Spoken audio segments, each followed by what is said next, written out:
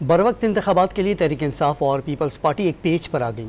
انتخابات کے انعقاد پر بحث کے لیے سینٹ کا اجلاس بلانے کے لیے ریکوزیشن جمع کروا دی۔ اس پر ہم بات کرتے ہیں ڈان نیوز کے رپورٹر نادر غلامانی سے۔ نادر، یہ ریکوزیشن کب جمع کروائی گئی ہے اور ممکنہ طور پر کب طلب کیا جا سکتا ہے یہ اجلاس؟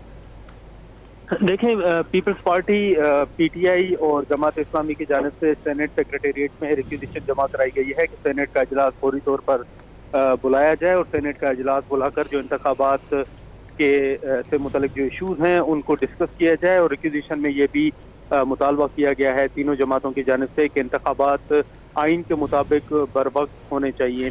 اس حوالے سے یہ بتایا گیا ہے کہ علی ظفر نے جو دیگر جماعتوں کے اراکین ہیں ان سے دستخط بھی لیے ہیں، جس میں پیپلز پارٹی شامل ہے اور جماعت اسلامی کے ایک رکن شامل ہیں، ان سے بھی دستخط لیے گئے ہیں۔